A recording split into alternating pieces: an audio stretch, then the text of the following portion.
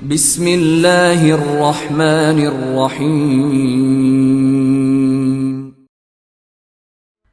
سامعین سے گزارش کی جاتی ہے کہ ہمارے دونوں چینلز کے پلیٹ فارم سے جتنی بھی آڈیو بکس کی ریکارڈنگ کمپلیٹ ہو چکی ہے اسے خود بھی سنیں اور زیادہ سے زیادہ شیئر کرنے کی کوشش کریں، اور ہمارے سوشل میڈیا پلیٹ فارم کے لنکس ڈسکرپشن میں دیے گئے ہیں، ہمیں سبسکرائب اور فالو ضرور کریں تاکہ آپ کو ضروری اپڈیٹس ملتے رہیں، اور ہماری ٹیم کی فنانشیل سپورٹ کے لیے پیٹریون کی لنک ضرور چیک کریں۔ جزاک اللہ۔ ارطغرل الغازی سلطنت عثمانیہ کی بنیاد رکھنے والے کائی قبیلے کی جدوجہد کی داستان۔ حصہ اول، ایپیسوڈ 9۔ حلب کے حالات تیزی سے بگڑ رہے تھے۔ ارطغرل کے مطابق شہاب الدین کی بے گناہی ثابت کرنے کا یہی طریقہ تھا کہ قاضی کی عدالت میں جھوٹی گواہی دینے والے گواہوں تک پہنچ کر یہ معلوم کیا جا سکے کہ انہیں اس کام کے لیے کس نے مجبور کیا تھا۔ شہاب الدین کو بھی ارطغرل کی تجویز پسند آئی تھی۔ ان کا بذات خود پناہ گاہ سے باہر جانا مناسب نہیں تھا، چنانچہ ارطغرل نے انہیں وہیں رکنے کا اشارہ کیا اور خود اپنے ساتھیوں کے ساتھ تہ خانے سے باہر نکل گیا، لیکن وہ جس گواہ کے ٹھکانے پر پہنچے تھے وہ مردہ حالت میں پایا جاتا تھا۔ اب ارطغرل نے خود محل میں پہنچنے کا فیصلہ کر لیا تھا۔ وہ جانتا تھا کہ ان سازشوں میں سب سے اہم کردار کماندار ناصر ادا کر رہا تھا۔ اگر وہ ناصر سے کچھ اگلوانے میں کامیاب ہو جاتا تو بہت سے مسئلے حل ہو سکتے تھے۔ ارطغرل کو محل میں پہنچانے کی ذمہ داری یاقوت کو سونپی گئی۔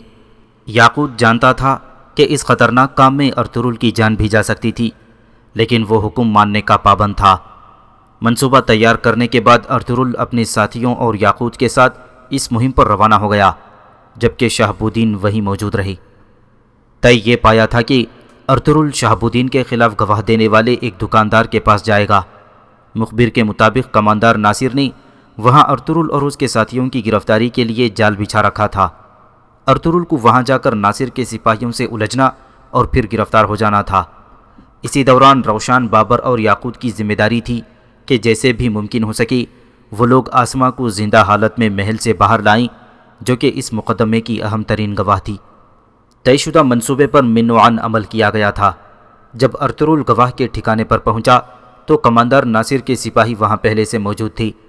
گواہ کو اس کے پہنچنے سے قبل ہی قتل کر دیا گیا تھا۔ جیسے ہی ارطغرل وہاں پہنچا، کماندار ناصر کے سپاہیوں نے اس پر حملہ کر دیا۔ نتیجہ یہ نکلا کہ ارطغرل سے الجھنے میں چند سپاہی بھی موقع پر جانوں سے ہاتھ دھو بیٹھی۔ اس دوران کماندار ناصر بھی اپنے محافظوں کے ساتھ وہاں پہنچ گیا۔ یوں ارطغرل کو گواہ اور محافظوں کے قتل کے الزام میں گرفتار کر لیا گیا۔ جب اس کے ہاتھ جکڑ کر اسے العزیز کے دربار میں لے جایا جا رہا تھا تو چچا دلی دمیر بھی کتابوں والی دکان کے پاس اسے دیکھ کر پریشان ہو گئے تھے، لیکن ارطغرل نے انہیں خاموش رہنے کا اشارہ کر دیا۔ اس دوران جبکہ ارطغرل حلب کے بازار میں دشمن کی چالوں کو ناکام بنا رہا تھا تو محل کے اندر روشان، بابر اور یاقوت اپنی مہم میں کامیاب ہو چکے تھے۔ انہوں نے آسماں کو بے ہوش کر کے ایک پرانے قالین میں لپیٹا اور پھر کندھوں پر اٹھا کر محل سے باہر لائے۔ جب وہ محل سے نکل رہے تھے تو کماندار ناصر ارطغرل کو گرفتار کر کے اندر لے جا رہا تھا۔ قالین اٹھانے والے لوگوں کو مشکوک جان کر اس نے چند لمحے کے لیے ان سے ہلکی پھلکی تفتیش بھی کی، مگر اس کے وہم و گمان میں بھی نہیں تھا کہ اس پرانے قالین میں بے ہوش آسمہ بھی موجود تھی۔ زندان میں پہنچتے ہی ارطغرل پر تشدد شروع کر دیا گیا۔ کچھ دیر بعد ناصر بھی وہاں آ گیا اور ارطغرل سے مخاطب ہوا۔ افسوس، بہت افسوس ہو رہا ہے مجھے ارطغرل، تم جیسے بہادر کو یوں اذیت دینا بالکل اچھا نہیں لگ رہا۔ اپنے مقصد کے لیے استعمال کرنے والے شہاب الدین نے صرف تمہیں ہی نہیں ہم سب کو دھوکہ دیا ہے، لیکن میں دیکھ رہا ہوں کہ تم اب بھی اس کے اثر میں ہو۔ شہاب الدین ان کافروں کے ساتھ ساز باز کرے گا کوئی سوچ بھی نہیں سکتا تھا۔ جہاں سے گمان بھی نہ تھا وہیں سے وار ہوا ہم پر۔ شکر ہے اس کی اس شرمناک حرکت سے یہ تو معلوم ہو گیا کہ صلیبی محل میں بھی پنجے گاڑ چکے ہیں۔ امید ہے کہ تم بھی جلد اپنی آنکھیں کھول لو گے اور ان کے شر سے خود کو بچا لو گے انشاءاللہ۔ میں تمہاری باتوں میں آنے والا نہیں ناصر، تم العزیز کو ہی بہلا سکتے ہو ان کہانیوں سے۔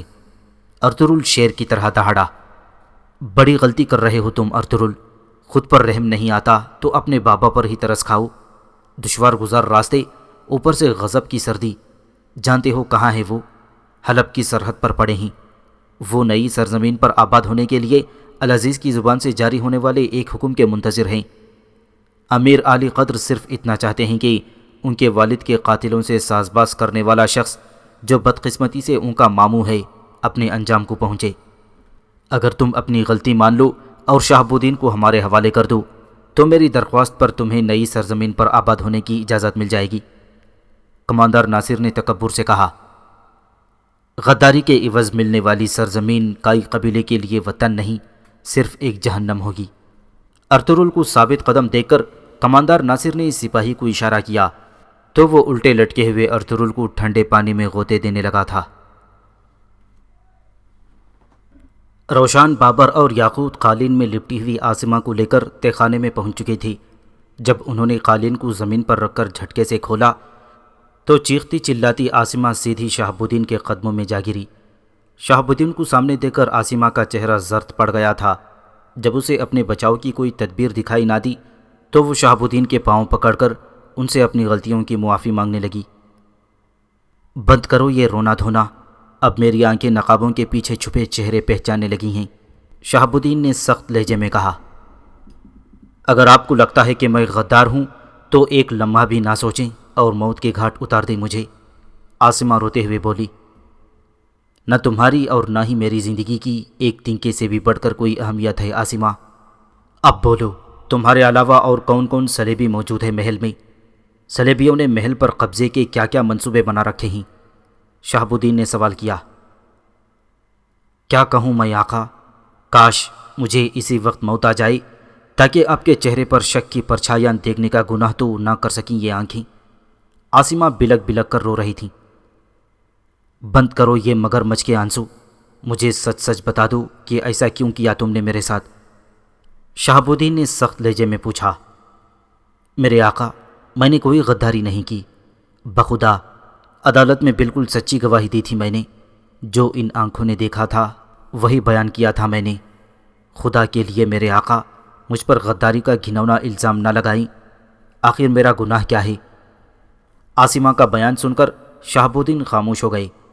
وہ عورت پر تشدد کرنے کے قائل نہیں تھے۔ یاقوت کے مطابق ان کا یہاں زیادہ دیر رکنا اب ٹھیک نہیں تھا۔ کماندار ناصر کے سپاہی علاقے میں گھر گھر تلاشی لے رہے تھے، چنانچہ انہوں نے عاصمہ اور شہاب الدین کو درگاہ میں منتقل کرنے کا فیصلہ کر لیا۔ اگلی صبح اس مقصد کے لیے ایک بڑے ٹوکرے کا انتظام کیا گیا، پھر عاصمہ کے ہاتھ پاؤں باندھ کر اسے ٹوکرے میں ڈال دیا گیا۔ عاصمہ کے منہ پر کپڑا بھی باندھ دیا گیا تھا تاکہ وہ شور کر کے کسی کو اپنی جانب متوجہ نہ کر سکے۔ اس کام سے فارغ ہو کر شہاب الدین نے یاقوت کے ایک مخبر کے ذریعے محل میں اپنے بھروسے کے آدمی کو پیغام بھیجوا دیا کہ جیسے بھی ممکن ہو ارطغرل کو قید سے آزاد کرا کر محل سے باہر نکلوا دیا جائے۔ صلیبی کماندار تیتوش بھی حلب میں موجود تھا۔ کماندار ناصر نے اسے بحیثیت ایک مسلمان تاجر العزیز سے متعارف کروایا تھا۔ یہی نہیں، العزیز نے تیتوش کو، جو کہ ابن حشام کے روپ میں اس کے سامنے پیش ہوا تھا، حلب کی تجارتی سرگرمیوں کا نگران بھی مقرر کر دیا گیا تھا۔ اس وقت بھی کماندار ناصر اور تیتوش ایسی حکمت عملی تیار کر رہے تھے کہ العزیز مالی طور پر دیوالیہ ہو کر صلیبیوں سے قرض لینے پر مجبور ہو جائے۔ اچھا تو سنو، ایک بڑی خوشخبری ہے تمہارے لیے، ارطغرل ہمارے پاس آ گیا ہے، کماندار ناصر نے فاتحانہ انداز میں مسکراتے ہوئے کہا۔ تیتوش کے لیے اس سے اچھی خبر اور کیا ہو سکتی تھی؟ اس کا چہرہ ایک مرتبہ پھر اپنے بھائی کی موت کے انتقام کی تپش سے سرخ ہو گیا۔ اسے میرے حوالے کر دو۔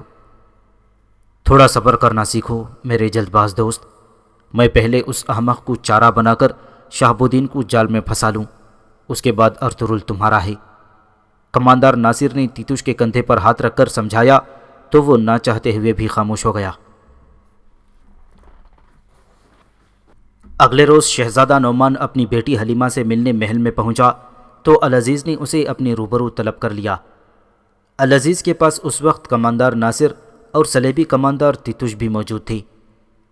شہزادہ نعمان نے ابھی تیتوش کی طرف توجہ نہیں دی تھی، مگر تیتوش شہزادہ نعمان کو پہلی نظر میں ہی پہچان گیا تھا۔ یہی وہ شخص تھا جسے لانے کے لیے تیتوش نے اپنے بھائی بسول کو بھیجا تھا اور پھر اپنے بھائی سے ہاتھ دھو بیٹھا۔ یہ لمحات تیتوش کے لیے بہت کٹھن ثابت ہو رہے تھے۔ اس نے پگڑی کے پلو سے چہرے کو اس طرح ڈھانپ لیا تھا کہ کہ فوری طور پر پہچانا نہ جا سکے۔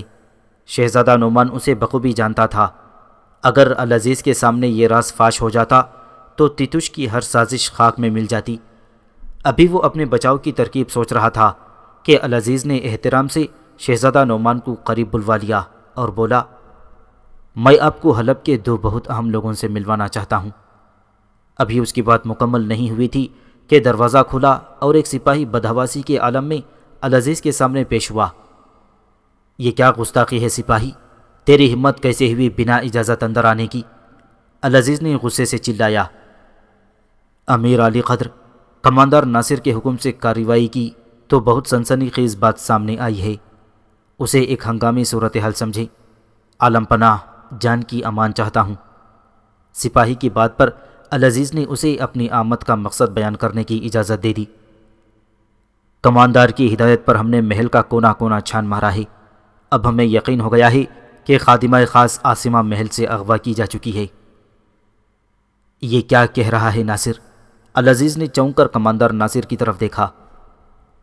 کارروائی کو مزید تیز کر دو، پورے حلب میں گھر گھر کی تلاشی لو، کچھ بھی کرو، مجھے عاصمہ چاہیے۔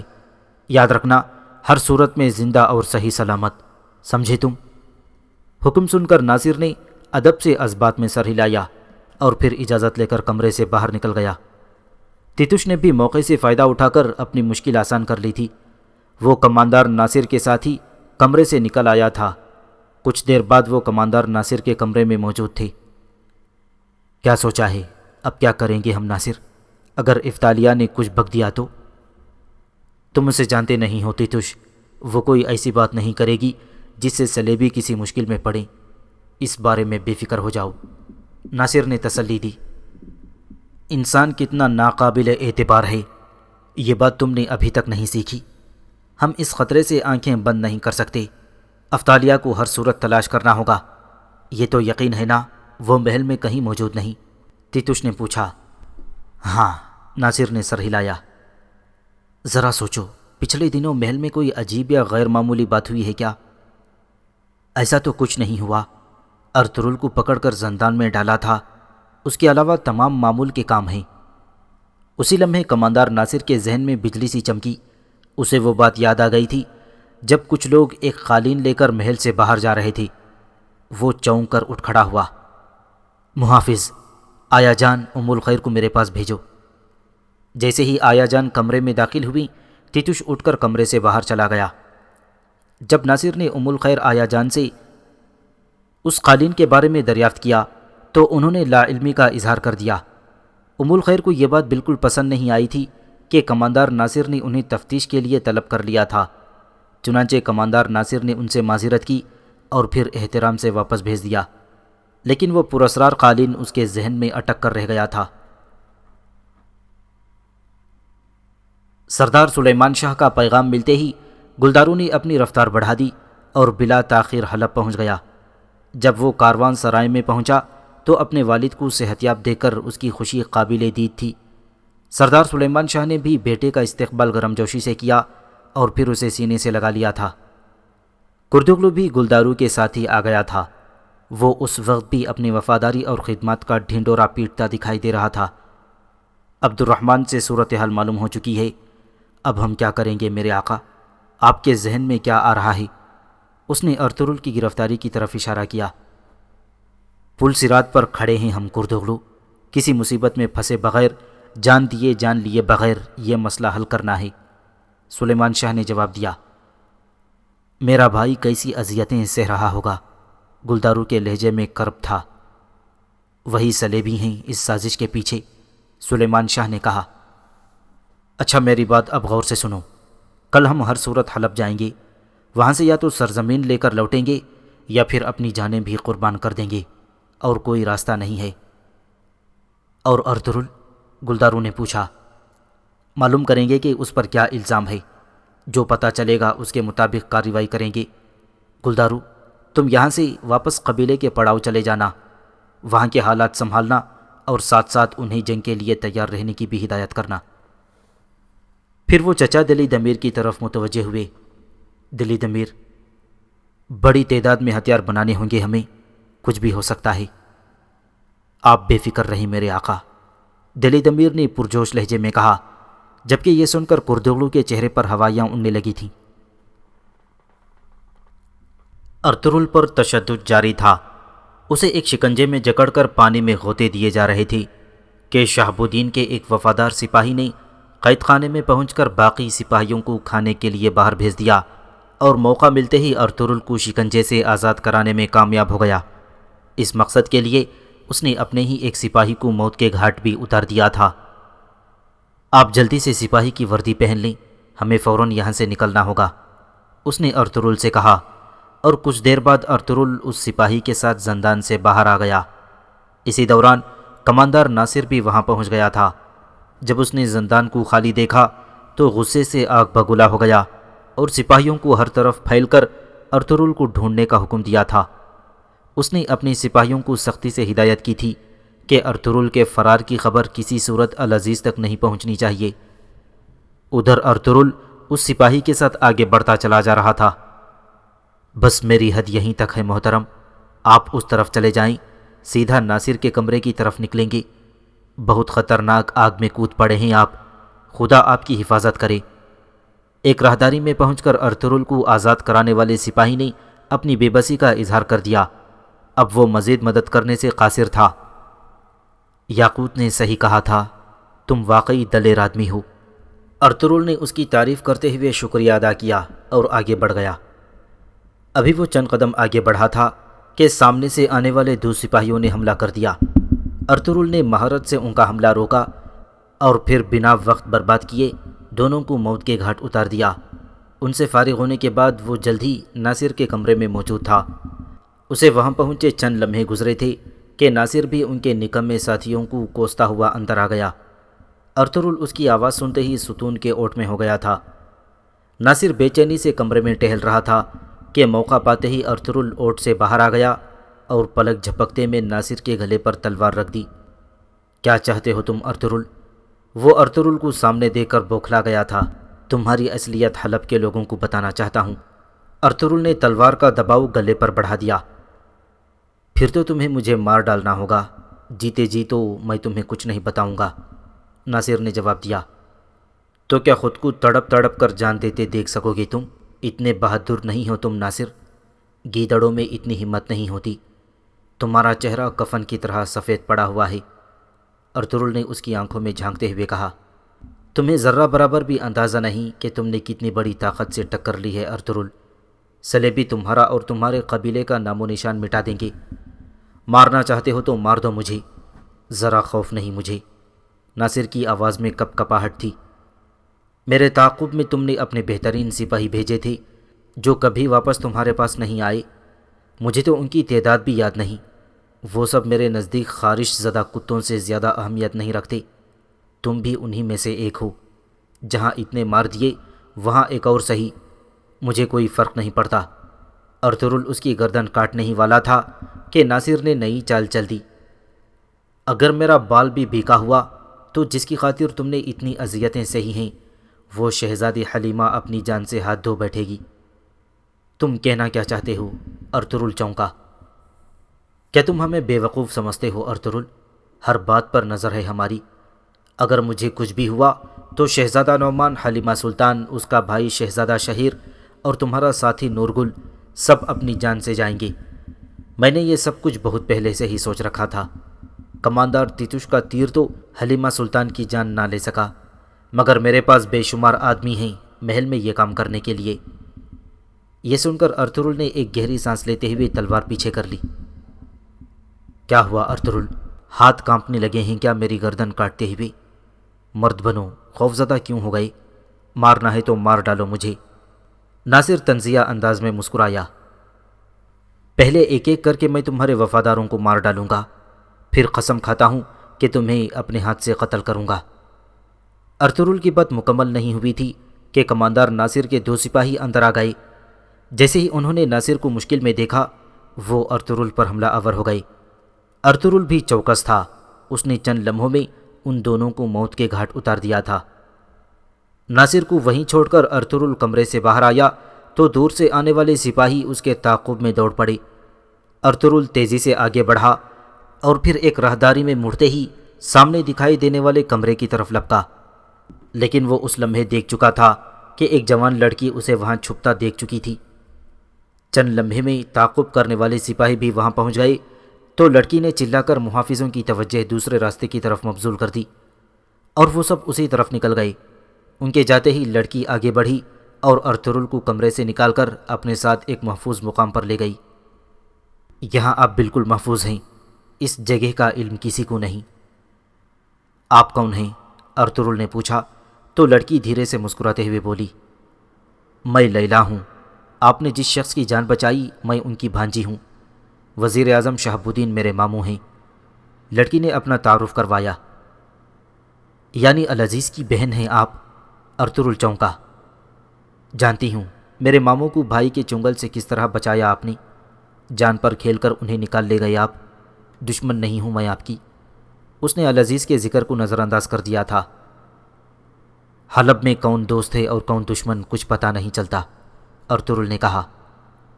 اس شہر کو اگر کوئی شخص صلیبیوں سے بچا سکتا ہے تو وہ صرف میرے ماموں جان ہیں، اسی وجہ سے میں نے آپ کی مدد کی۔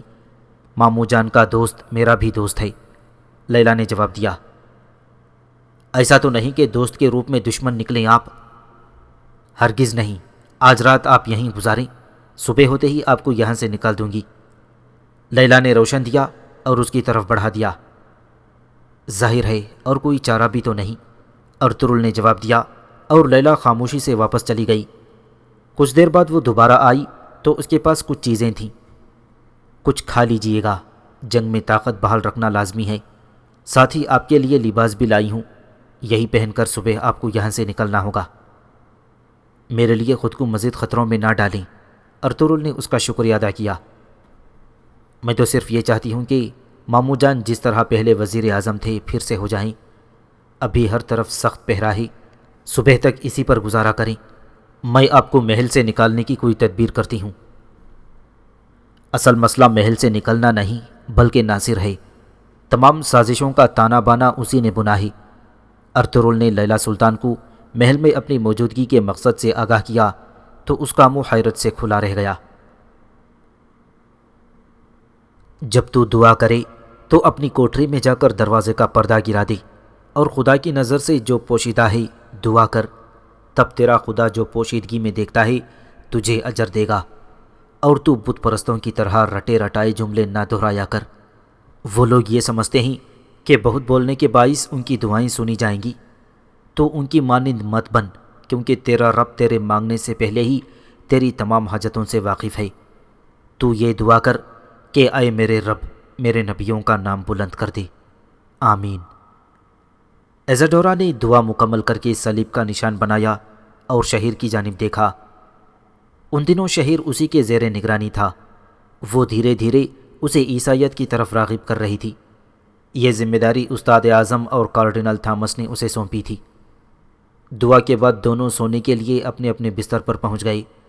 جب ایزاڈورا سو گئی تو شہر اٹھ کر اپنے بستر پر بیٹھ گیا اور پھر دعا کے لیے ہاتھ اٹھا کر سورہ فلق کی تلاوت کرنے لگا۔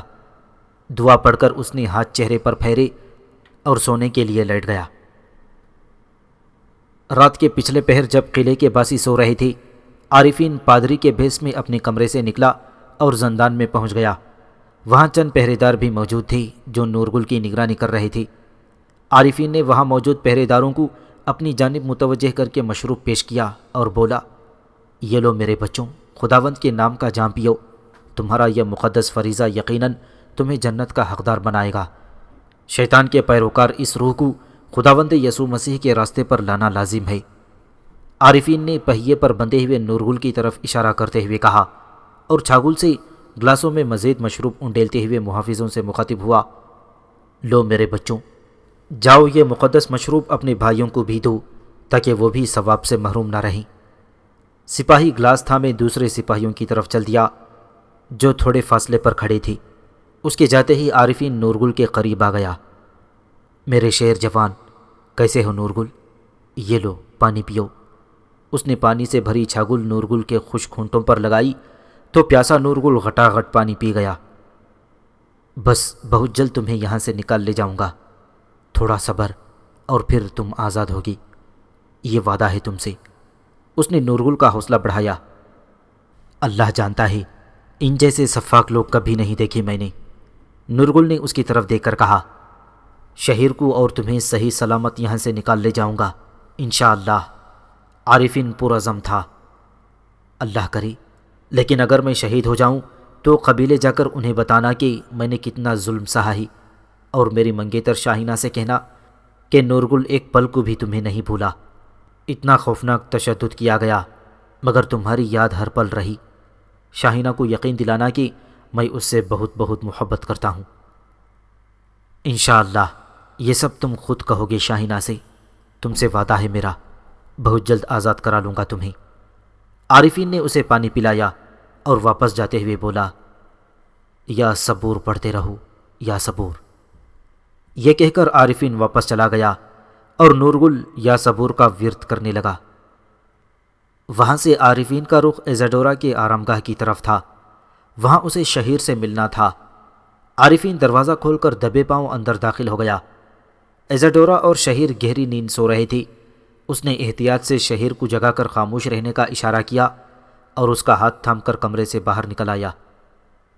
شہیر، غور سے سنو، تمہیں ایک بہت اہم کام کرنا ہے۔ کیسا کام؟ شہیر چونکا۔ تمہیں مارکوس سے زندان کی چابی حاصل کرنی ہے، کسی بھی طرح۔ عارفین اسے سمجھا رہا تھا، جبکہ دروازے کی اوٹ میں کھڑی ایزاڈورا بھی ان کی باتیں سن رہی تھی۔ اگلے روز جب استاد اعظم قلعے میں ایک عبادت کے دوران دعا کروا رہے تھے تو ایزاڈورا بھی شہیر کے ساتھ اس دعائیہ تقریب میں موجود تھی۔ اس وقت شہیر مارکوس کے ساتھ کھڑا تھا۔ جیسے ہی سب لوگ عبادت میں مصروف ہوئے، شہیر نے مہارت سے مطلوبہ چابی مارکوس کے لباس سے علیحدہ کر کے اپنے قبضے میں کر لی تھی۔ ایزاڈورا جو کہ بظاہر دعا میں شریک تھی، شہیر کی اس کارروائی کو دیکھ لینے کے باوجود خاموش رہی تھی۔ اس کام سے فارغ ہو کر ایزاڈورا نے شہیر کو کمرے میں چھوڑا اور خود اس کے صحن میں پہنچ گئی، جہاں نورگل کو پہیے سے باندھ کر چکر دیے جاتے تھے۔ اس نے قریب پہنچ کر نورگل کے چہرے پر پانی کے چھینٹے مارے اور اس کی آنکھیں کھولتے ہی بولی، خاصے سخت جان ہو تم۔ یہاں سب کو اس بات کا اندازہ ہو چکا ہے، توقع سے کہیں زیادہ برداشت ہے تم میں۔ اتنی اذیتیں دیں مگر مذہب نہیں چھوڑا تم نے۔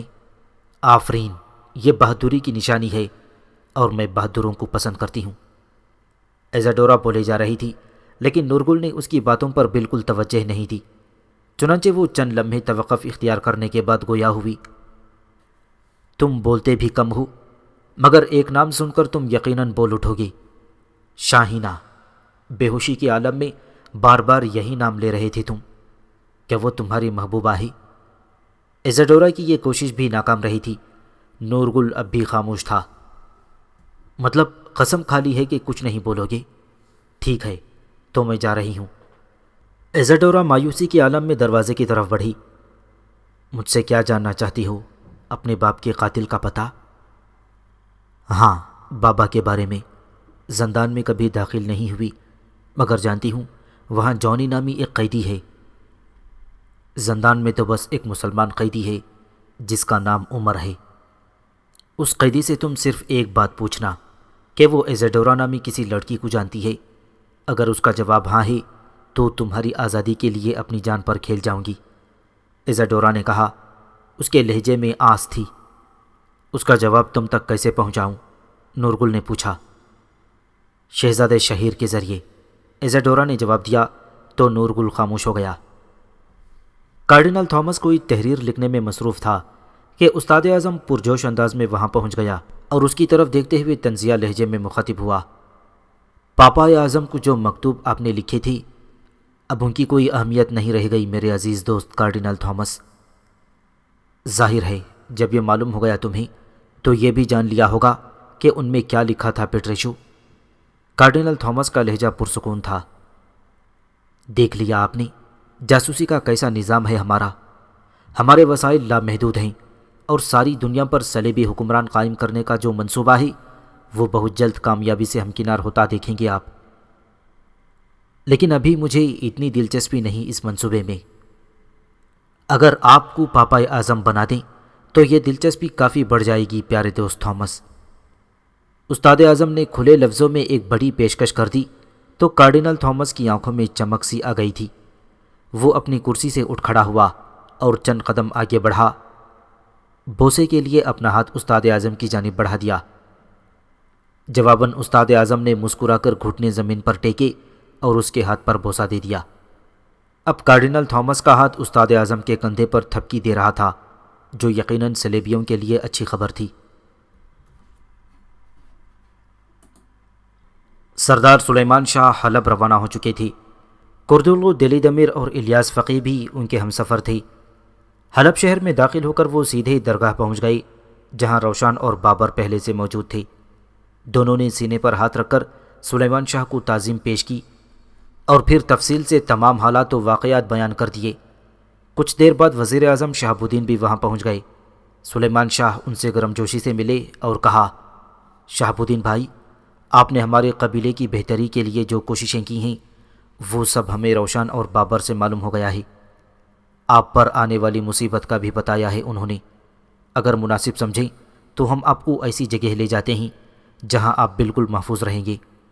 آپ ہمارے قبیلے کے پڑاؤ چلیں، وہاں صلیبی تو کیا کوئی دشمن بھی آپ تک نہیں پہنچ پائے گا انشاءاللہ۔ سلیمان شاہ، اس محبت کا بیحد ممنون ہوں میں۔ آپ لوگ پہلے سے ہی بہت مشکل میں ہیں، میں ان مشکلات میں اضافہ نہیں کرنا چاہتا۔ شہاب الدین نے محبت سے کہا، نہیں جناب، حق کی راہ میں مشکل اٹھائیں، شرف ہے یہ ہمارے لیے۔ سلیمان شاہ کے اصرار پر جلد ہی شہاب الدین نے ان کی میزبانی قبول کر لی۔ وہ ان کی محبت کو ٹھکرانا نہیں چاہتے تھے۔ عبد الرحمن، الیاس فقی، دشمن کی نظروں سے بچ کر شہاب الدین صاحب کو قبیلے لے جاؤ۔ سلیمان شاہ نے شہاب الدین کو سینے سے لگا کر اپنے جانبازوں کے ہمراہ رخصت کر دیا۔ انہوں نے عاصمہ کو بھی ان کے ساتھ ہی قبیلے میں بھیج دیا تھا۔ اپنی منظور نظر کنیز عاصمہ کے غائب ہو جانے پر العزیز بہت پریشان تھا۔ شاہی محل سے یوں اچانک کسی کا غائب ہو جانا نہایت خطرے کی علامت تھی۔ حلب کے شاہی محل میں محافظوں کی تعداد اتنی کم نہیں تھی کہ کسی کنیز کو تلاش نہ کیا جا سکے۔ اس بارے میں تازہ تفصیلات جاننے کے لیے العزیز نے کماندار ناصر کو طلب کر لیا تھا۔ کماندار ناصر، کیا ابھی تک عاصمہ کو تلاش نہیں کیا جا سکا؟ میرے آقا، خدشہ ہے اسے بھی شہاب الدین کے ساتھیوں نے ہی اغوا کیا ہے۔ یہ سن کر العزیز خاموش ہو گیا اور پھر ناصر کو اپنے ساتھ آنے کا اشارہ کر کے آگے بڑھ گیا۔ جب وہ اپنے کمرے خاص سے باہر نکلا تو سامنے سے آتے سلیمان شاہ کو دیکھ کر بری طرح چونک گیا۔ وہ اپنے وفد کے ہمراہ تھے اور العزیز کے سپاہی انہیں ملاقات کے لیے لا رہے تھے۔ میں کائی قبیلے کا سردار سلیمان شاہ ہوں اور آپ سے نہایت اہم بات کرنے آیا ہوں۔ جب تم نے آنے کی زحمت کر لی ہے تو بولو، سن رہا ہوں میں۔ العزیز نے روکھے لہجے میں کہا، ناحق قید کیے گئے میرے بیٹے کو رہا کر دیجیے اور ہمارے قبیلے پر سے وبا کا جھوٹا الزام واپس لے کر ہماری سرزمین واپس کر دیجیے۔ اور اگر ہم یہ سب نہ کریں تو پھر؟ کماندار ناصر نے یوں مداخلت کی جیسے اسے ڈر ہو کہ کہیں العزیز سلیمان شاہ کے مطالبات تسلیم نہ کر لے۔ تو پھر جو سرزمین آپ نے پہلے عطا کی تھی ہم وہاں زبردستی پڑاؤ ڈال دیں گے، لیکن اگر ارطغرل کو رہا نہ کیا تو وہاں ایک قبیلہ آباد ہوگا اور یہاں ایک شہر برباد ہو جائے گا۔ سلیمان شاہ کی للکار سن کر کماندار ناصر تلوار کھینچتے ہوئے آگے بڑھا، لیکن العزیز نے اسے روک دیا۔ سنو سلیمان شاہ، اگر میں اپنا لشکر لے کر تم پر چڑھائی کر دوں تو تم کیا کرو گی؟ تم کس بھروسے پر ہمیں دھمکی دے رہے ہو؟ العزیز نے طنز کیا، جب ہمیں ان سانپوں کے بالکل ساتھ والا علاقہ بخشا گیا تو جس اللہ کا نام لے کر ہم نے لبیک کہا اسی پر مجھے بھروسہ ہے۔ میری ایک بات ہمیشہ یاد رکھیے گا، ہم قائی لوگوں کا اللہ پر ایمان ہے اور اسی سے ہمیشہ مدد مانگتے ہیں۔ اگر اس سے بڑا لشکر ہے آپ کا تو لائیں، ہم اپنے پڑاؤ میں انتظار کر رہے ہیں۔ سلیمان شاہ نے اپنی بات مکمل کی اور بنا جواب کا انتظار کیے واپس چلے گئے۔ ناصر، اگر شہاب الدین ان لوگوں کے پیچھے ہے تو بہت مشکل میں ہو تم۔ ان کے جاتے ہی العزیز نے کماندار ناصر سے کہا، اجازت دیں تو ابھی انہیں سبق سکھا دوں میرے آقا۔ کائی قبیلے کے ہر اقدام سے پوری طرح باخبر رکھو مجھے، اگر ان کا تعاقب کیا جائے تو یقیناً ماموں جان تک پہنچ جائیں گے ہم۔ العزیز نے کہا تو کماندار ناصر نے اتفاق کرتے ہوئے اس بات میں سر ہلا دیا۔ العزیز کو مطمئن کر کے کماندار ناصر شاہی محل سے باہر آ گیا۔ اسے جلد از جلد تیتوش سے ملنا تھا تاکہ اس نئی صورتحال سے آگاہ کیا جا سکے۔ کچھ دیر بعد ہی وہ تیتوش کے ٹھکانے پر موجود تھا۔ اب کیا ہوگا تیتوش؟ کئی لوگ تو زبردستی گھس گئے ہیں اس علاقے میں، استاد اعظم کو ہوا بھی لگ گئی تو عذاب آ جائے گا۔ کماندار ناصر نے سلیمان شاہ کی آمد اور العزیز سے ہونے والی گفتگو کے بارے میں بتا کر تیتوش سے پوچھا تھا، اگر العزیز سے تم وہ کچھ کروا سکو جو ہم چاہتے ہیں تو استاد اعظم کے غصے سے بچنے کا راستہ میں بتا دوں گا۔ تیتوش نے کہا، کیسا راستہ؟ کماندار ناصر چونکا۔ العزیز جس لڑکی پر عاشق ہے، اگر اس کا باپ العزیز سے اتحاد پر آمادہ ہو جائے تو استاد اعظم کا عظیم منصوبہ حقیقت کا روپ دھار سکتا ہے۔ تیتوش نے بتایا، اس اتحاد کو روکنے کے لیے علاء الدین کچھ بھی کر گزرے گا۔ سلجوق سلطنت اور صلاح الدین ایوبی کے جانشینوں میں خون ریزی ہو جائے گی۔ بہت دل فریب منظر ہوگا جب میدان جنگ مسلمانوں کی لاشوں سے بھر جائے گا۔ کماندار ناصر نے لطف لیتے ہوئے منظر کشی کی اور دونوں قہقہے لگانے لگے۔ قائی قبیلے نے نئی سرزمین پر پڑاؤ ڈال دیا تھا۔ اب وہاں خیموں کی بستی کی تعمیر شروع ہو گئی تھی۔ گلدارو لوگوں کو مختلف کام نمٹانے کی ہدایت دے رہا تھا۔ وہ خیموں کو نصب کرنے کے لیے دفاعی نقطہ نظر پر بھی غور کر رہا تھا تاکہ سردار سلیمان شاہ کا خیمہ محفوظ مقام پر ہو اور کسی جانب سے بھی لشکر کشی کی صورت میں کم سے کم جانی اور مالی نقصان ہو۔ وہ انہی کاموں میں مصروف تھا کہ دور سے چند گھوڑ سوار اسے اپنی جانب آتے دکھائی دیے۔ قبیلے میں آنے والے یہ گھوڑ سوار اب قریب پہنچ چکے تھے۔ ان میں حلب کے وزیر اعظم شہاب الدین اور چند محافظ تھے۔ گلداروں نے محبت سے ان کا استقبال کیا۔ بھائی، ایک خطرناک عورت کو بھی گرفتار کر لائے ہیں، شیطان بھی پناہ مانگتا ہے اس سے۔ الیاس فقی نے گھوڑے پر بیٹھی عاصمہ کی طرف اشارہ کیا جس کے ہاتھ رسی سے بندھے ہوئے تھے۔ لیلا سلطان جب ارطغرل کو لے کر اپنے کمرے میں پہنچی تو وہاں حلیمہ سلطان اور شہزادہ نعمان بھی موجود تھے۔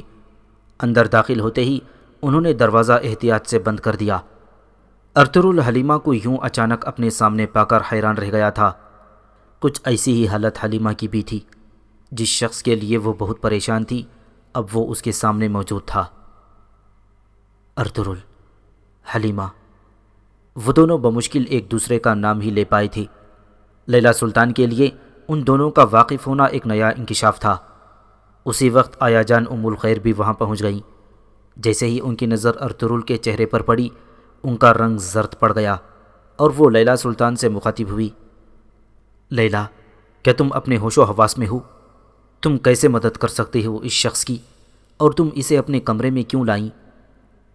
آیا جان، اسے مدد کی ضرورت ہے۔ پورے محل میں اسے ڈھونڈا جا رہا ہے، اسی لیے میں اسے یہاں لائی ہوں۔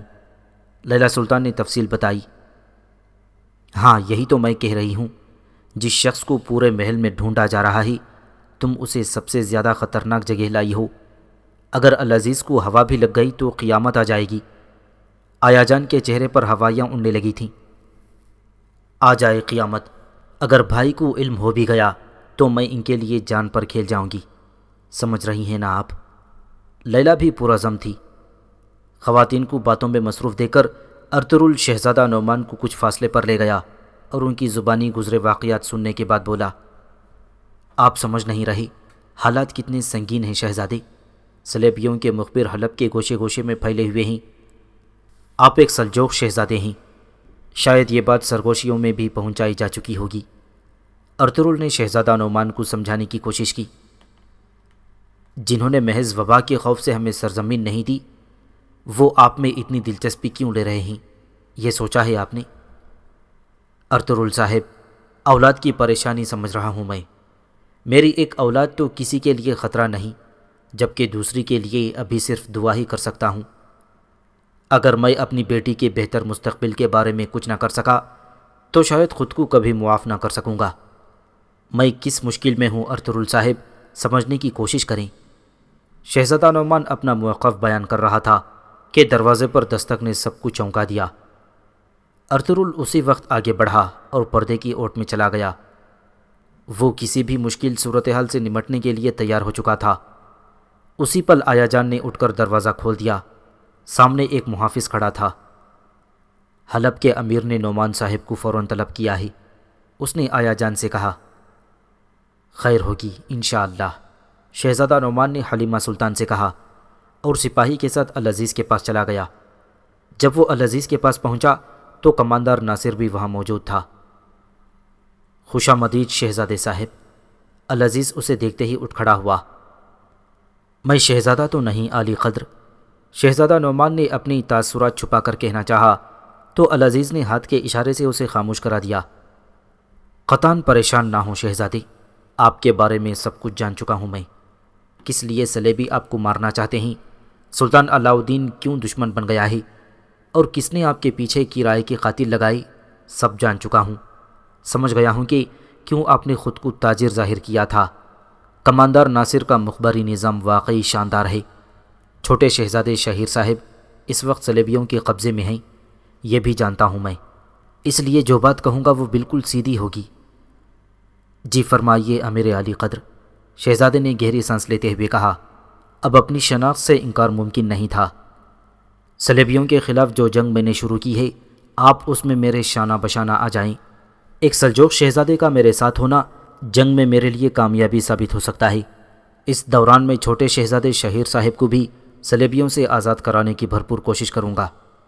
امیر عالی قدر نے اپنی پیشکش سامنے رکھی تو شہزادہ نعمان سوچ میں ڈوب گیا۔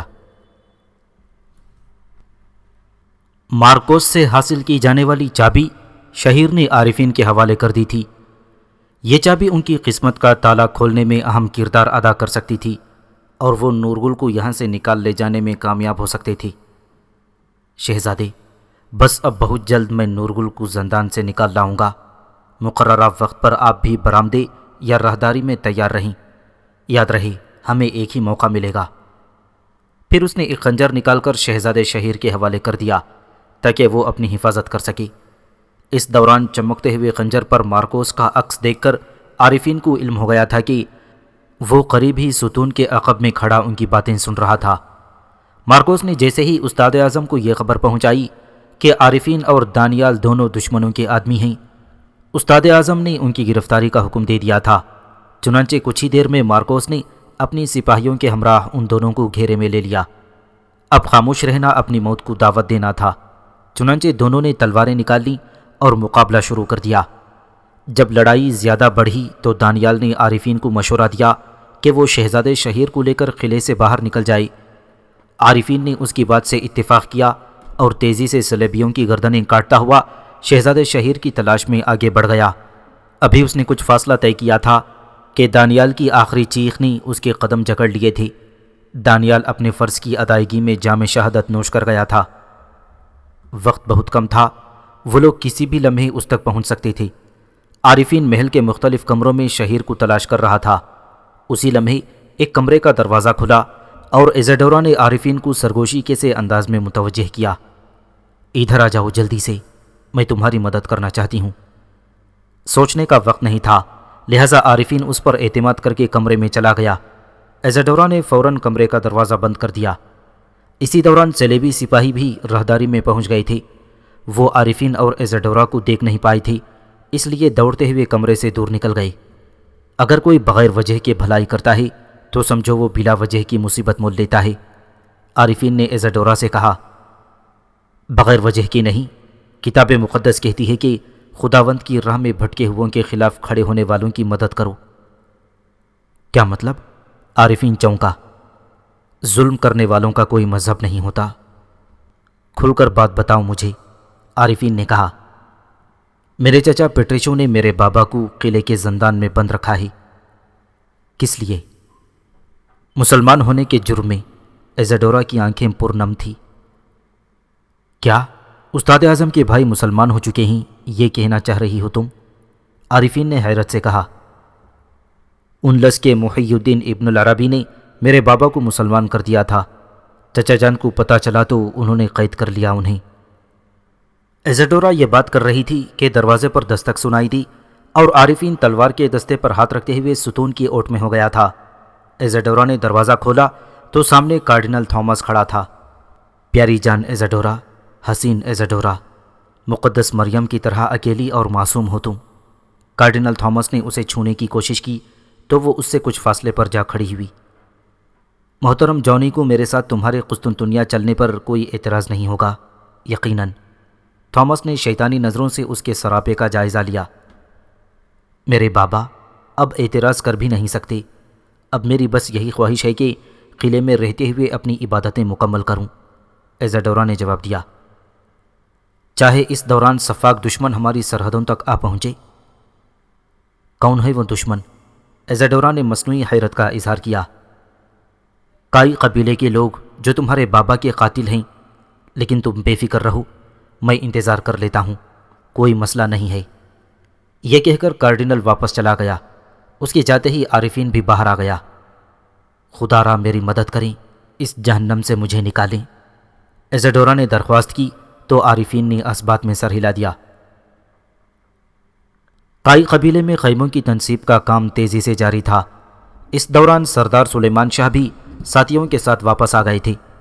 یا رب العالمین، نئی سرزمین کو ہمارے لیے خیر کا وسیلہ بنا دے، ارطغرل کو، نورگل کو پھر سے اپنے درمیان دیکھنا نصیب فرما دے، ہمارے بیٹے اور بیٹیاں شاد و آباد رہیں ہمیشہ، آمین۔ سلیمان شاہ نے اپنے خیمے میں داخل ہونے سے پہلے قبیلے کے لوگوں کے ساتھ مل کر دعا کی اور پھر گلدارو سے مخاطب ہوا۔ گلدارو، تمام لوگوں کو بتا دو کہ عنقریب جرگہ منعقد کیا جائے گا۔ جیسا آپ کا حکم بابا۔ حلب کے وزیر اعظم کو میرے خیمے میں دعوت دو، ان سے بہت اہم باتیں کرنی ہیں، سلیمان شاہ نے کہا اور حائمہ خاتون سے مخاطب ہوئے۔ ارطغرل کی طرف سے بہت اچھی خبر ہے، کیا وہ بھی آ رہا ہے؟ حائمہ خاتون نے بے تابی سے پوچھا۔ فوراً تو نہیں، ہم پر جھوٹے الزام کا جو داغ لگایا گیا ہے اسے مٹانے کے بعد اللہ کے حکم سے جلد واپس آ جائے گا، سلیمان شاہ نے انہیں تسلی دی اور خیمے کی طرف بڑھ گئے۔ حلیمہ سلطان، تم نے کہا تھا کہ جو دل کہتا ہے وہی زبان پر ہے، تو یہ کیسی زبان ہے کہ جن باتوں کو خود تمہارا دل ماننے کے لیے تیار نہیں، وہ بیچارے میرے دل سے منوانا چاہتی ہو؟ ارطغرل نے شکوہ کیا۔ نہ میرے دل میں بولنے کی طاقت بچی ہے اور نہ زبان میں، ارطغرل صاحب۔ سمجھ نہیں آتا اپنی مصیبتوں پر روؤں یا اپنی جانب ہاتھ بڑھانے والوں کی مشکلوں پر، سمجھ نہیں آتا، حلیمہ سلطان نے اداسی سے کہا۔ حلیمہ سلطان، نہ تمہارے جیسی سلجوق شہزادی کو اور نہ مجھ جیسے قبائلی بہادر کو مایوس ہونا زیب دیتا ہے۔ بات ابھی مکمل نہیں ہونے پائی تھی کہ العزیز دروازہ کھول کر اندر آ گیا، اس کے ساتھ چند محافظ بھی تھے۔ اسے اچانک وہاں دیکھ کر لیلا سلطان کا رنگ زرد پڑ گیا۔ ارطغرل اور حلیمہ کے لیے بھی اس کی آمد غیر متوقع تھی۔ العزیز نے اندر آتے ہی تلوار نیام سے نکال کر ارطغرل پر حملہ کر دیا، لیکن وہ بھول گیا تھا کہ اس کا مقابلہ ارطغرل سے تھا۔ ارطغرل نے جھٹکے سے تلوار اس کے ہاتھ سے چھین لی اور پھر وہی تلوار گھما کر اس کے دونوں محافظوں کو خاک چاٹنے پر مجبور کر دیا۔ العزیز کی گردن اب ارطغرل کی آہنی گرفت میں تھی۔ دروازہ بند کر دو، ارطغرل نے حلیمہ کو اشارہ کیا تو اس نے دروازہ بند کر کے اس میں خنجر پھنسا دیا۔ اطراف میں بظاہر جتنے بھی وفادار ہوں، حلب کے شاہی محل میں آپ خود ایک قیدی ہیں، صلیبیوں کے ہاتھوں کٹ پتلی بن چکے ہیں آپ، اور افسوس ہے کہ آپ کو اس بات کا احساس تک نہیں۔ ارطغرل نے اس کی گردن پر تلوار کی نوک رکھ دی۔ تم ایک غدار ہو ارطغرل، میرا بھروسہ توڑنے والے، میرے سپاہیوں کو قتل کرنے والے، اب میں تمہیں مزید منمانی کی اجازت نہیں دوں گا۔ عین اسی لمحے ناصر بھی اپنے ساتھیوں کو لے کر وہاں پہنچ گیا۔ اس نے ایک دو بار دروازے پر دستک دی اور پھر سپاہیوں کو دروازہ توڑنے کا حکم دے دیا۔ نازک صورتحال دیکھتے ہی ارطغرل نے العزیز کی گردن پر تلوار رکھ دی۔ میرے محل میں گھس کر میری گردن پر تلوار رکھنے والا زندہ بچ کر نہیں جا سکتا، اپنی آخری خواہش بتا دو ارطغرل، العزیز نے تیز لہجے میں کہا۔ اگر آپ دشمن ہوتے تو آپ کا سر تن سے جدا ہو چکا ہوتا امیر عالی قدر، اور یہ محل آپ کا رہا کب ہے؟ یہ تو صلیبیوں کی پناہ گاہ ہے اب۔ اسی وقت کماندار ناصر اور اس کے سپاہی دروازہ توڑ کر اندر آ گئے، لیکن العزیز نے انہیں قریب آنے سے روک دیا۔ تلوار پھینک دو ارطغرل، اگر امیر عالی قدر کو معمولی بھی زخم آیا تو قسم کھاتا ہوں تو کل کا سورج نہیں دیکھ سکے گا، ناصر نے غراتے ہوئے کہا۔ میں ترک ہوں، سلیمان شاہ کا بیٹا ارطغرل، میری تلوار امیر حلب کا خون نہیں بہائے گی کبھی، اپنے فوجیوں کو یہاں سے پیچھے ہٹاؤ۔ ارطغرل کی گرجدار آواز سن کر ناصر نے اپنے سپاہیوں کو پیچھے ہٹ جانے کا اشارہ کر دیا۔ ارطغرل اسی حالت میں العزیز کو لے کر آگے بڑھا اور کمرے سے باہر آ گیا۔ اس کی تلوار امیر علی قدر کے گلے پر تھی۔ کماندار ناصر بھی اپنے سپاہیوں کے ساتھ ان کے تعاقب میں تھا۔ خبردار، یہیں رک جاؤ، آگے مت بڑھنا۔ ایک مقام پر پہنچ کر ارطغرل نے کماندار ناصر کو حکم دیا تو سپاہی بھی رک گئے۔ پھر ارطغرل العزیز کو ایک کمرے میں لے گیا اور وہاں روشن چراغ گل کر دیا۔ کچھ دیر بعد ناصر اپنی سپاہیوں کے ساتھ کمرے میں داخل ہوا تو العزیز زمین پر بے ہوش پڑا تھا، جبکہ ارطغرل وہاں سے غائب ہو چکا تھا۔ ناصر نے سپاہیوں کو ارطغرل کے تعاقب میں بھیج دیا اور خود العزیز کو ہوش میں لانے کی کوشش کرنے لگا۔ جلد ہی العزیز نے آنکھیں کھول دیں۔ ہوش میں آتے ہی العزیز واپس لیلا سلطان کے کمرے میں پہنچ گیا۔ اس وقت شہزادہ نعمان بھی وہاں موجود تھا۔ ایک خانہ بدوش چرواہے نے آپ کو بے آرام کر دیا، معذرت چاہتا ہوں میں، العزیز نے حلیمہ سے کہا اور پھر لیلا سلطان کی طرف متوجہ ہوا جو بہت گھبرائی ہوئی تھی۔ جانے برادر لیلا، کتنی پیاری بہن ہو تم۔ یہ کہتے ہی العزیز نے لیلا سلطان کے چہرے پر تھپڑ جڑ دیا۔ میری جان سے پیاری بہن میرے محل میں لاشیں گرا دینے والوں سے مل گئی، میرے خلاف کافروں اور صلیبیوں سے ساز باز کرنے والے اور عالم اسلام کے خلاف سازشیں کرنے والے ترکوں کی کٹ پتلی بن گئی۔ نہیں، حقیقت یہ نہیں ہے، لیلا سلطان نے کہا۔ آج سمجھ میں آیا مجھے کہ جب غدار سلطنت شہاب الدین کا سر قلم کیا جا رہا تھا تو تم بھی وہاں موجود تھیں۔ ہاں، تم ہی تھیں، کوئی شبہ نہیں رہا مجھے، العزیز نے کہا۔ ہم مہمانوں کو بولنے کا حق تو نہیں، مگر اس وقت چپ رہنا ظلم کا ساتھ دینے کے مترادف ہوگا۔ لیلا خاتون حق پر ہیں، حلیمہ بھی اس کے دفاع میں اٹھ کھڑی ہوئی تھی۔ اچھا تو بتاؤ مجھے کیا ہے حقیقت؟ العزیز حیرت سے اس کی طرف دیکھنے لگا۔ ارطغرل کو آپ بالکل نہیں سمجھ پا رہے، وہ صلیبیوں کے ساتھ ساز باز کرنے والا نہیں، اسی نے تو ہمیں ان کے پنجے سے چھڑایا تھا۔ یہ کیا کہہ رہی ہیں آپ شہزادی؟ العزیز نے حیرت سے کہا۔ اس وقت تک آیا جان بھی کمرے میں آ گئی تھیں۔ ارطغرل کی اس کمرے میں موجودگی کی نشاندہی انہوں نے ہی العزیز کو کی تھی۔ وہ اندر آتے ہی لیلا سے لپٹ گئیں۔ لیلا، آئندہ اپنے کمرے سے قدم باہر نہیں نکالے گی، سن لیا تم نے، کمرے سے نہیں نکلو گی، العزیز نے لیلا سے کہا اور واپس چلا گیا۔ اپنے کمرے خاص میں پہنچتے ہی اس نے کماندار ناصر کو طلب کر لیا اور بے چینی کے عالم میں پہلو بدلتے ہوئے بولا، سلیمان شاہ کو 3 روز کی مہلت دو، اب میں اس قبیلے کا وجود برداشت نہیں کر سکتا اپنی سلطنت میں۔ اگر اس نے ہمارے علاقے سے کوچ نہ کیا تو میں فوج لے کر چڑھائی کر دوں گا، کماندار ناصر نے پرجوش لہجے میں کہا۔ شہاب الدین بھی وہاں ہے، وہ ان کے قبیلے میں چھپا بیٹھا ہے، کیا اس کی موجودگی میں فوجی وہاں حملہ کرنے پر تیار ہو جائیں گے؟ کیا تم نہیں جانتے کہ وہ اس کے کتنے وفادار ہیں؟ العزیز نے اسے گھورا۔ زخم انگلی پر ہو تو اسے کاٹنا ہی پڑتا ہے امیر علی قدر، شہاب الدین نے جو بویا ہے وہی کاٹیں گے ہم، جس لہو کو بہنا ہو وہ بہہ کر ہی رہتا ہے، ناصر نے ادب سے کہا۔ یا اللہ، کچھ سمجھ نہیں آ رہا مجھے، غیب سے میری رہنمائی فرما، اتنا بے بس خود کو کبھی محسوس نہیں کیا میں نے، العزیز زیر لب بڑبڑایا۔ میرے آقا، ہمارے پاس بہت شاندار راستہ ہے، یعنی وہ سلجوق شہزادہ اور اس کی بیٹی، ناصر نے نئی چال چلی۔ تمہارا مطلب؟ العزیز اس کی بات پر چونک گیا تھا۔ اگر آپ شہزادہ نعمان کی بیٹی حلیمہ سلطان سے شادی کر لیں تو ہماری طاقت کے آگے کوئی نہیں ٹھہر سکے گا، اس طرح سلجوقوں کی ہماری سرحدوں پر زیادتیاں اور صلیبیوں کی عائے دین کی سازشیں دونوں مٹ جائیں گی، اس موقع کو ہاتھ سے نہ جانے دیں امیر علی قدر۔ العزیز بالکل خاموش تھا۔ ناصر کی بات سن کر وہ سوچ میں ڈوب گیا تھا۔ کچھ دیر کمرے میں گہرا سکوت طاری رہا اور پھر اس نے شہزادہ نعمان اور حلیمہ سلطان کو اپنے حضور طلب کر لیا۔ جلد وہ دونوں امیر حلب کے سامنے پیش ہو گئے۔ یہاں آپ کی حفاظت کا خصوصی انتظام کیا جائے گا شہزادی، العزیز نے شہزادہ نعمان کو دیکھتے ہی کہا۔ ہمیں یہاں کس سے خطرہ ہے امیر علی قدر؟ حلیمہ نے سوال کیا۔ صلیبیوں اور ان کے ساتھ ساز باز کرنے والوں سے۔ آپ نہیں جانتی کہ ارطغرل نے محل میں کیا فساد برپا کر دیا ہے، العزیز نے کہا۔ ہر شے وہ نہیں ہوتی جو نظر آتی ہے، حلیمہ نے اس کے خیال کو رد کرتے ہوئے کہا تو العزیز کے چہرے پر ناگواری کے آثار دکھائی دینے لگے۔ آپ نے کوئی اہم بات کرنے کے لیے طلب کیا تھا امیر علی قدر؟ شہزادہ نعمان نے مداخلت کر کے بات کو سنبھالا۔ جی ہاں، مگر تخلیہ میں کہنا چاہتا ہوں۔ العزیز کی بات سن کر شہزادہ نعمان نے حلیمہ کی طرف دیکھا تو وہ سر کو جنبش دیتے ہوئے واپس چلی گئی۔ فرمائیے امیر علی قدر، ایک جنگ شروع کرنی ہے، بہت بڑی، پورے عالم اسلام کی جنگ، ہماری جڑیں کاٹنے والے سازشی صلیبیوں کے خلاف، انہیں ہمیشہ کے لیے مٹا دینا چاہتا ہوں، اور اس کام میں آپ کی مدد چاہیے مجھے۔ العزیز نے بات کا آغاز کیا۔ بے فکر رہیں امیر علی قدر، جو میرے بس میں ہوا ضرور کروں گا۔ شہزادہ نعمان نے اسے تسلی دی۔ دوستوں اور دشمنوں سب پر دھاک بٹھانے کے لیے اس وقت بہت ضروری ہے کہ میں آپ کی صاحبزادی حلیمہ سلطان سے شادی کر لوں شہزادے۔ العزیز کی یہ خواہش اس قدر غیر متوقع تھی کہ شہزادہ نعمان ہڑبڑا سا گیا تھا۔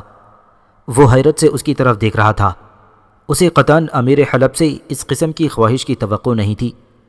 وہ کچھ دیر تک العزیز کی باتیں سنتا رہا اور پھر اجازت لے کر واپس چلا گیا۔ شہزادہ نعمان جب العزیز سے ملاقات کے بعد کمرے میں آیا تو بہت پریشان تھا۔